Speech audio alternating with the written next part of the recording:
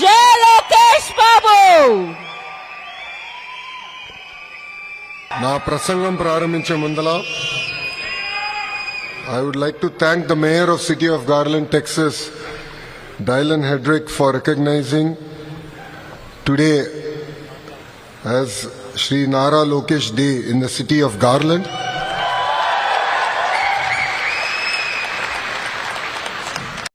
His words of encouragement means a lot, not just for me personally, but for the Telugu community and the people of Andhra Pradesh at large. So I'd like to thank the Mayor personally from bottom of my heart. ఈ సమావేశానికి విచ్చేసిన నాకు ప్రాణ సమానమైన Telugu Desam party కార్యకర్తలకి, Janasena party కార్యకర్తలకి, Bharatiya Janata party కార్యకర్తలందరికీ పేరు పేరున నా హృదయపూర్వక నమస్కారాలు.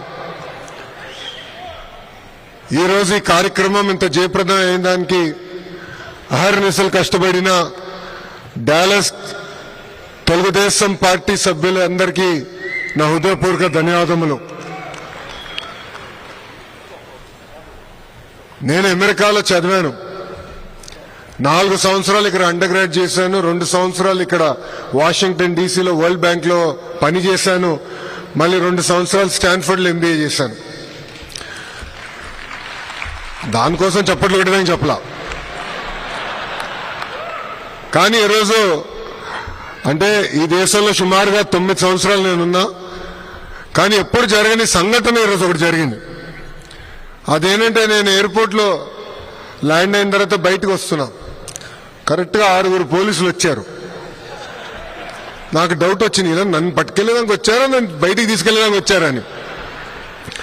వాళ్ళు మీరు ఇక్కడ ఆగండి అన్నారు. ఏమైందనా, బయట చాలా రద్దీగా ఉండి మీరు ఇక్కడి నుంచి బయటికి వెళ్ళేదానికి లేదు, మీకు పర్మిషన్ లేదని చెప్పారు. అంటే నేను డాలస్ లో అడుగుపెట్టిన దగ్గర నుంచి ఈరోజు ఇప్పుడు ఈ కార్యక్రమం వరకు నాకు ఇంత పెద్ద ఘన స్వాగతం పలికిన మీ అందరికీ నా హృదయపూర్వక ధన్యవాదములు. అమెరికాలో ఉన్నానా ఆంధ్రప్రదేశ్ లో ఉన్నానా అని డౌట్ వచ్చింది నాకు ఈరోజు. మీ ఉత్సాహం, మీ జోష్, మీ కేకలు వింటుంటే తిరిగి మళ్ళీ నా పాదయాత్ర యువగలం రోజులు గుర్తొస్తున్నాయి.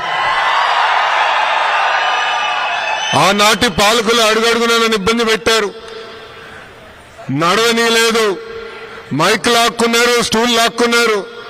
అయినా మనోళ్ళు తొడగొట్టి ముందైతున్నాడు, తగ్గేదే లేదని ఆనాడు ఎట్లయితే చెప్పారో అదేవిధంగా ఈరోజు కూడా నాకు మీరు అంత ఘనస్వాగతం పలికారు.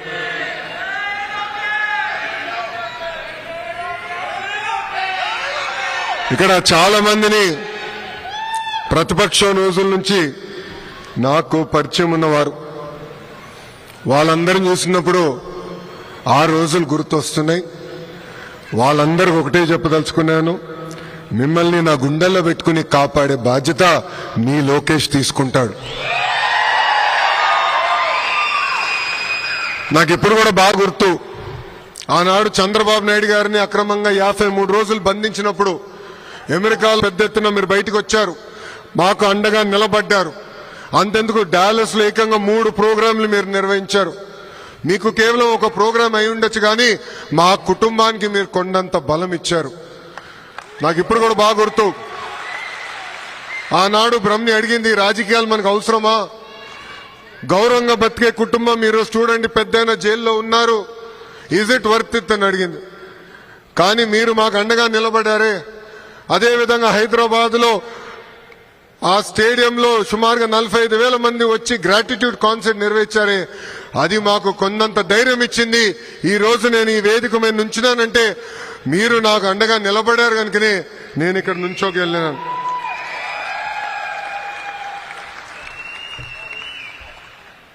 ఈ మీటింగ్ చూసిన తర్వాత టీం 11కి నిద్ర పట్టదు.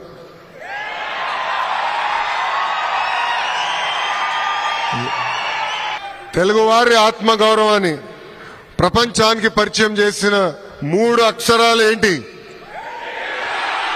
ఎన్టీఆర్. విశ్వవిఖ్యాత నట సార్వభౌమ స్వర్గీయ శ్రీ నందమూరి తారక రామారావు గారు సంక్షేమాన్ని భారతదేశానికి పరిచయం చేసిన వ్యక్తి అన్న ఎన్టీఆర్. గతంలో మనందరినీ మెద్రాసీలు అనేవారు. మెద్రాసీలు కాదు, తెలుగులు ఉన్నామని దేశానికి చెప్పిన వ్యక్తి అన్న ఎన్టీఆర్. మళ్ళీ అభివృద్ధికి బ్రాండ్ అంబాసిడర్ ఎవరు? సిబిఎన్. అసలు అభివృద్ధి చేసి ఎన్నికలు గెలవచ్చని దేశానికి పరిచయం చేసిన వ్యక్తి మన సిబిఎన్. ఆనాడైనా చెప్పారు, కంప్యూటర్లో బాగా చదువుకుని ఐటీలో బాగా చదువుకుంటే ఉద్యోగాలు వస్తాయని. ఆనాటి ప్రతిపక్ష పార్టీ నాయకులు అన్నారు, కంప్యూటర్ అన్నం పెడుతుందా అని. ఇప్పుడు మిమ్మల్ని అందరిని అడుగుతున్నా, కంప్యూటర్ అన్నం పెడుతుందా? పెడుతుందా? హైదరాబాద్ లో పెద్ద ఎత్తున ఐటీ పరిశ్రమలు తీసుకొస్తే రియల్ ఎస్టేట్ వ్యాపారం చేస్తున్నారు. ఈ ఒక్కసారి మీరు వెళ్ళి హైదరాబాద్ చూడండి, అసలు గుర్తుపట్టే పరిస్థితి లేకుండా పోయింది. గతంలో ఐటీ రంగంలో హైదరాబాద్ గురించి ఎవరు మాట్లాడేవారు కాదు. అలాంటిది చంద్రబాబు నాయుడు గారు ఐటీ పరిచయం చేసిన తర్వాత ఈ రోజు బెంగళూరుకి ధీటుగా హైదరాబాద్ పోటీ పడే పరిస్థితికి మనందరం వచ్చాం. చంద్రబాబు నాయుడు గారి వయసు 75 సంవత్సరాలు, కానీ 25 సంవత్సరాలు కుర్రోడ్లాగా పరిగెడతాడు ఆయన. ఆయన స్పీడ్కి ఇంకా అందుకోలేకపోతున్నా, కానీ ఏదో ఒక రోజు ఆయన స్పీడ్ దరిదాపులో వస్తానని నేను భావిస్తున్నా. గతంలో ఐటీ, ఇప్పుడు క్వాంటం. అంటే ఆయన ఎప్పుడు 10 నుంచి 15 సంవత్సరాలు ముందు చూపున్న నాయకుడు. అది వాస్తవంగా చెప్పాలంటే తెలుగు జాతికే ఒక అదృష్టం. నేను ఏ దేశానికి వెళ్ళినా, ఏ కంపెనీకి వెళ్ళినా తలుపు కొడితే ఈరోజు తలుపు తెరుచుకుంటే అంటే దానికి కారణం మన నాయకుడు చంద్రబాబు నాయుడు గారు. దేశంలోనే ఏ పార్టీ కూడా ప్రకటించని విధంగా కార్యకర్తలే మా అధినేత అని తెలుగుదేశం పార్టీ ప్రకటించింది. లీడర్స్ వస్తారు వెళ్తారు, కానీ కార్యకర్తలే తెలుగుదేశం పార్టీకి సొంతం. వాళ్ళకి అధికారంతో సంబంధం లేదు. అన్నగారిని చూసినా, ఆ పసుపు జెండను చూసినా మనకి ఎక్కడ లేని ఎమోషన్. కార్యకర్తల త్యాగాలు ఒకసారి గుర్తు చేసుకోవాలి మనందరం. మెడపై కత్తి పెట్టి వాళ్ళ నాయకుడికి జై జై కొట్టమని అడిగితే జై చంద్రబాబు, జై తెలుగుదేశం అని ప్రాణాలు కోల్పోయిన తోట చంద్రయ్య మీ లోకేష్ కి స్ఫూర్తి. అంతే ఎందుకు, తల పలగొట్టి రక్తం కారుతున్నా మాచర్లో ఒక బూత్ లో కూర్చుని చివరి ఓటు పడిన తర్వాత ఈవీఎం సీల్ చేసి అండగా నిలబడిన మంజులారెడ్డి గారికే మీ లోకేష్ అండా. స్థానిక సంస్థ ఎన్నికలు వస్తే పుంగనూరు నియోజకవర్గంలో మన అంజిరెడ్డి తాత వెళ్ళి నామినేషన్ వేసానికి ప్రయత్నించాడు. వాళ్ళు నామినేషన్ లాక్కోవాలంటే మీసాలు తిప్పి తొడగొట్టి రా బిడ్డ రా అని చెప్పిన అంజిరెడ్డి తాత నాకు స్ఫూర్తి. అంతేకాదు, జై తెలుగుదేశం అన్నందుకు విజయవాడలో గాంధీ గారి కంటు చూపు పోగొట్టుకున్నారు. ఆనాడు వైకాపా గూండాలు వచ్చి పొడిసి ఆయన కంటు చూపే పోగొట్టారు. 2019 నుంచి 24 వరకు రాష్ట్రంలో ఎలాంటి విధ్వంస పాలన జరిగిందో నాకంటే మీకే బాగా తెలుసు. తెలుగుదేశం పార్టీ జెండా ఎగిరేయాలన్నా లేదా జై తెలుగుదేశం అన్నాలన్నా ఆనాడు మనల్ని కొట్టేవారు, మైకులు లాక్కునేవారు, ఏకంగా ఇంటికి బయటికి కూడా అడుగు పెట్టించే పరిస్థితి లేకుండా పోయింది. వై నాట్ 175 అన్నారు, ప్రజలు అన్నారు వై నాట్ 11 అని. చంద్రబాబు గారు పవన్ అన్న ఫోటోలు పెట్టి బాక్సింగ్ చేశారు, ప్రజలే వాళ్ళతో ఫుట్బాల్ ఆడుకున్నారు. ఏకంగా సిద్ధమని బయలుదేరారు, ప్రజలే ఆ పార్టీని శాశ్వతంగా భూస్థాపితం చేశారు. అందరూ మిమ్మల్ని ఎన్ఆర్ఐలు అంటారు. ఎన్ఆర్ఐలు అంటే నాన్ రెసిడెంట్ ఇండియన్స్. కానీ మీ లోకేష్ మిమ్మల్ని ఎంఆర్ఐ అంటారు, అంటే మోస్ట్ రిలయబుల్ ఇండియన్స్. మీరు అమెరికాలకు వచ్చి దశాబ్దాలైనా మీ మనసు ఎప్పుడు ఆంధ్ర రాష్ట్రం వైపు, మీ గుండెలు ఎప్పుడు మీ ఊరు వైపు. ఊర్లో ఏం జరుగుతుంది, ప్రజలకు అండగా నిలబడాలని మీరెప్పుడు ఆలోచిస్తారు. చంద్రబాబు నాయుడు గారిని ఆనాడు అరెస్ట్ చేసినప్పుడు పెద్ద ఎత్తున బయటికి వచ్చి కూడా మీరు మాకు అండగా నిలబడ్డారు. సొంత రాష్ట్రం పైన ప్రేమ ఉంది కనుకనే మీరు ఆ రోజు ఎన్నికలు ఉన్నాయంటే కొంతమంది 6 నెలలు సంవత్సరం ముందలొచ్చి ఒక్క రూపాయి కానీ ఒక్క పదవి ఆశించకుండా మాకు మీ అండగా నిలబడ్డారు. అందుకే ఎప్పుడు లేని విధంగా 94% సీట్లు కూటమి ప్రభుత్వం కైవసం చేసుకుంది. 175కి 164 సీట్లు మనం కైవసం చేసుకున్నాం.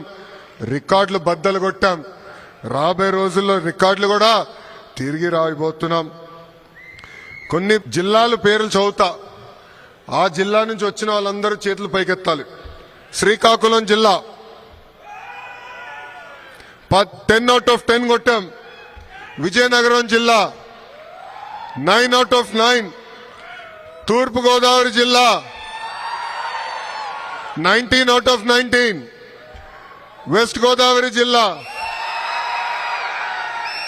15 out of 15.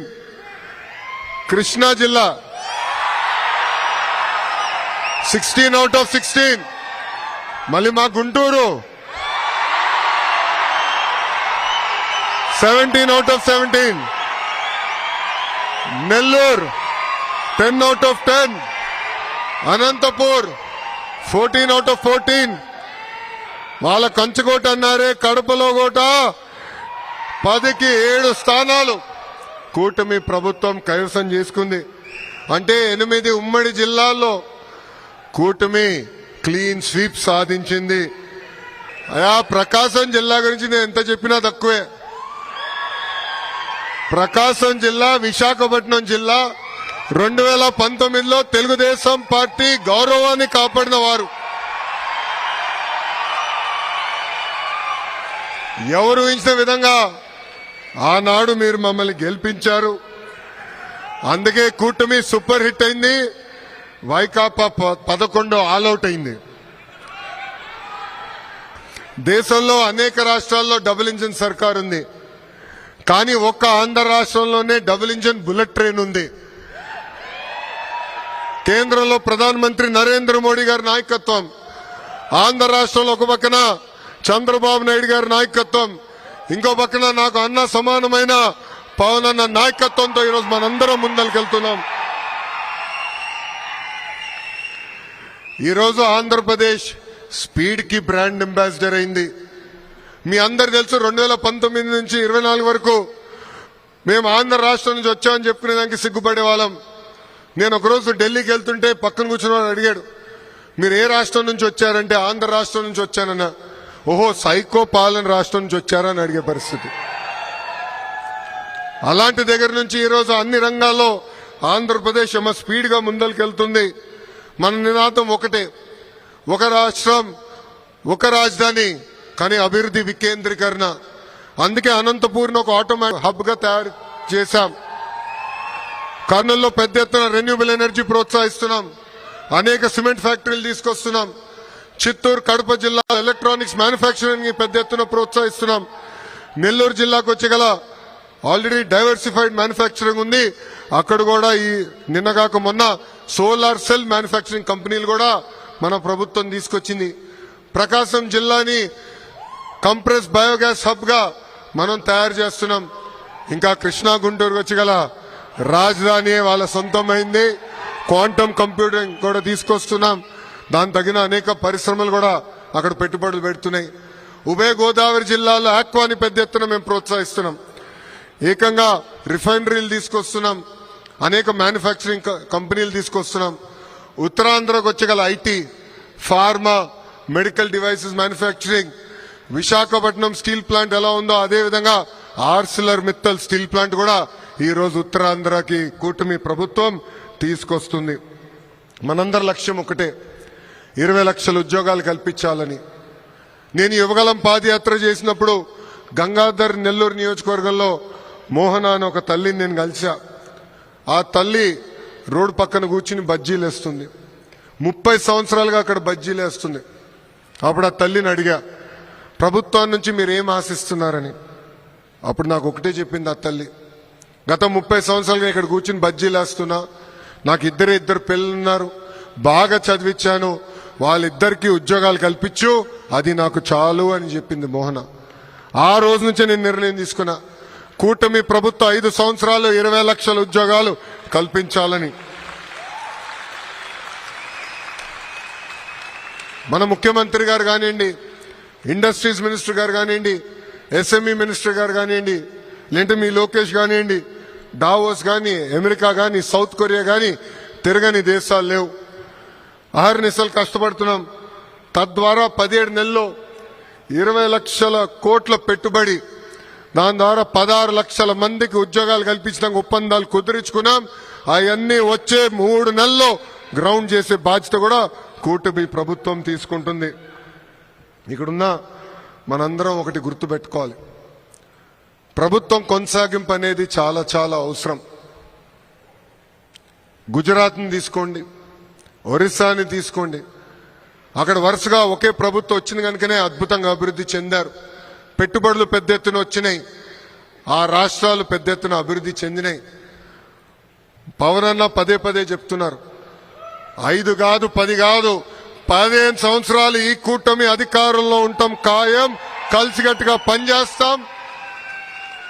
ఆంధ్రులందరూ గర్వపడే విధంగా మేము ముందరికెళ్తామని ఈ సభాముఖంగా మీ అందరు తెలుపుతున్నా. విడాకులుండవు, మిస్ ఫైర్లుండవు, క్రాస్ ఫైర్లుండవు. ఈ ఎన్డీఏ కూటమి అనేది రాబోయే 10 సంవత్సరాలు ఆంధ్ర రాష్ట్రాన్ని ముందలు తీసుకెళ్తుందని ఈ సభాముఖంగా మీ అందరికీ తెలుపుతున్నాం. ఇంకా కళలో రెక్కల్లో పేరుతో వచ్చే సంవత్సరం నుంచి అమెరికాలో చదువుకోవాలనుకున్న వారిని ఆదుకోవాలని కూటమి ప్రభుత్వం ఇప్పటికీ నిర్ణయం తీసుకుంది. మన సంస్కృతి సాంప్రదాయాలు కాపాడుకుంటూ మీకు అండగా నిలబడుతుంది ఏపీ ఎన్ఆర్టీ. అంతేకాదు, విదేశాల్లో ఉన్న తెలుగు వాళ్ళకి ఏ కష్టం వచ్చినా ఎన్ఆర్టీ ఉంటుంది, మీకు అండగా నిలబడుతుందని ఈ సభాముఖంగా మీ అందరికీ నేను తెలియజేస్తున్నా.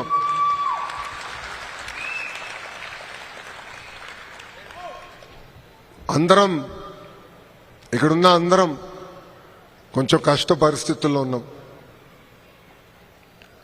చదువుకుని మంచి ఉద్యోగాలు రాబట్టుకునేదానికి ఇంత దూరం వచ్చాం. ఇక్కడున్నా మిమ్మల్ని అందరూ ఒకే విషయం చెప్పాలనుకుంటున్నా, ఒక్కొక్క కుటుంబానికి ఒక్కొక్క రకమైన పరీక్ష పెడతాడు దేవుడు. 2019లో మంగళగిరి నియోజకవర్గంలో నేను ఓడిపోయాను, కానీ నేను అధైర్యపడలేదు. మొదటి రోజు బాధ కలిగింది, ఆ బాధ ఆవేదన నాలో కసి పెంచింది. 5 సంవత్సరాలు కష్టపడ్డా, తిరిగి ఆ నియోజకవర్గంలో పోటీ చేశాను. ఆంధ్ర రాష్ట్ర చరిత్రలోనే ఎప్పుడు రాని విధంగా 91,000 మెజార్టీతో కైవసం చేసుకున్నా. ఇది ఇక్కడున్న యువకులకు ఎందుకు చెప్తున్నానంటే, ఒక చిన్న దెబ్బ తగిలిందనో, ఎదురుగాలు ఉందనో బాధపడతాం, ఆత్మహత్య చేసుకుంటాం సరైన మార్గం కాదు. మన తల్లిదండ్రులు ఎంతో కష్టపడ్డారు, మన అద్భుతంగా పెంచారు, అహర్నిశలు మన కోసం కష్టపడ్డారు. వాళ్ళ గురించి కూడా మనందరం ఇక్కడ ఆలోచించాల్సిన అవసరం చాలా చాలా ఉంది. అందుకే అండగా నిలబడతాం. కేవలం జాబ్ సీకర్సే కాదు, జాబ్ క్రియేటర్స్గా కూడా మనం తయారవ్వాల్సిన అవసరం మనందరిపైన ఉంది. దానికోసం రతన్ టాటా ఇన్నోవేషన్ హబ్ కూడా మీకు అండగా నిలబడుతుంది. మీ ఇన్నోవేటివ్ ఐడియాస్ని పెద్ద ఎత్తున ప్రోత్సహించడానికి కూడా మేము సిద్ధంగా ఉన్నామని ఈ సభాముఖంగా మీ అందరికి తెలుపుకుంటున్నా. ఇంకా అమెరికాలో ఈరోజు మనందరికి ఇంత గౌరవం తక్కుతుందంటే దానికి కారణం మనకన్నా ముందలొచ్చిన వారు. 1960 నుంచి పెద్ద ఎత్తున తెలుగువారు, ఆంధ్రులు కూడా అమెరికాకి వచ్చారు, అద్భుతంగా ముందరికెళ్లారు, మన గౌరవం ఇక్కడ పెంచారు. ఇప్పుడు ఆ బాధ్యత మన భుజస్కంధాలపైన ఉన్నాయి. ఆ గౌరవాన్ని ముందలు తీసుకెళ్లాలని ఈ సభాముఖంగా మిమ్మల్ని అందరు నేను కోరుతున్నా. అందరం కలిసికట్టుగా పనిచేయాలి, ఒకరొకరికి అండగా నిలబడాలి. అప్పుడే మన హక్కుంది సాధించగలుగుతామని ఈ సభాముఖంగా మీ అందరికి తెలుపుకుంటూ, ఇప్పుడే తమ్ముడు ఎర్ర బుక్ గురించి అడిగాడు. నేను గతంలోనే చెప్పా, ఎర్ర బుక్ దాని పని తీసుకుంటా పోతుందని. చట్టాన్ని ఉల్లంఘించిన వారు ఎవరిని మేము వదిలిపెట్టట్లేదు, పెట్టము, దాంట్లో ఎలాంటి డౌట్ లేదు. కానీ వాళ్ళు చేశారు గనక మనం చేయాలనుకుంటే చాలా పొరపాటు అవుతుంది. 151 అయింది. అది గుర్తుపెట్టుకోవాలి. నేను ఎవరిని వదిలిపెట్టే ప్రసక్తే లేదు. చట్టపరమైన నిర్ణయాలు తీసుకుంటాం, యాక్షన్ తీసుకుంటాం, ఎవరిని వదిలిపెట్టామని ఈ సభాముఖంగా మీ అందరు తెలుపుకుంటూ, ఇక్కడ పేర్లు అవసరమా? టైం వేస్ట్ భయ్యా. నా తల్లిని అవమానిస్తే నేను వదిలిపెడతానా? మీ తల్లిని అవమానించినా నేను వదిలిపెట్టాను. ఎందుకంటే తల్లి బాధ ఆవేదన చూసిన వాడిని. మా అమ్మ ఏనాడు రాజకీయాల్లోకి రాలేదు. వాళ్ళ నాన్నగారు ముఖ్యమంత్రి, భర్త ముఖ్యమంత్రి, కానీ ఒక్క పోస్టింగ్ కానీ ఒక్క కాంట్రాక్ట్లో ఏనాడు తల్లి ఇన్వాల్వ్ అవ్వలేదు. అలాంటి తల్లిని శాసనసభ సాక్షిగా అవమానిస్తే నేను వదిలిపెట్టే ప్రసక్తే ఉండదు. మీకు ఎలాంటి డౌట్ వద్దు. వాళ్ళు అవమానించారని మనం అవమానించకూడదు. ఎందుకంటే నేను మళ్ళీ ఒక విషయం చెప్పాలనుకుంటున్నా. తెలుగు వాడక భాషలో కొన్ని పదాలు ఉంటాయి, మహిళల్ని కించపరిచే విధంగా కొన్ని పదాలు ఉంటాయి. అవన్నీ ఇక్కడ మనం ఉన్నోళ్ళందరం మర్చిపోవాల్సిన అవసరం ఉంది. మహిళలందరినీ గౌరవించాలి.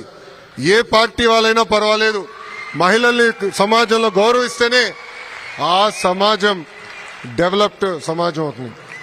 ఈరోజు గౌరవ ప్రధానమంత్రి గారు వికసిత్ భారత్ గురించి మాట్లాడుతున్నారు పదే పదే. విలువలు కూడిన భారత్ ఉంటేనే వికసిత్ భారత్ మనందరం సాధించగలుగుతాం. అందుకే కలిసికట్టుగా ముందరికెళ్దాం. వాళ్ళన్నారు కనుక మనం అనాల్సిన అవసరం లేదు. మన రూటే వేరు, మన స్టైలే వేరు. 164 రికార్డులు కూడా బద్దలు కొట్టాల్సిన బాధ్యత ఇక్కడున్న మనందరి పైన ఉందని ఈ సభాముఖంగా తెలుపుకుంటూ, నాకింత అద్భుతమైన ఘన స్వాగతం పలికిన Dallas TDP, Janasena, Bharatiya Janata party సభ్యులందరికీ పేరు పేరున నా హృదయపూర్వక ధన్యవాదాలు తెలుపుకుంటూ, లాస్ట్ ఫర్ ద బెస్ట్ భయ్యా.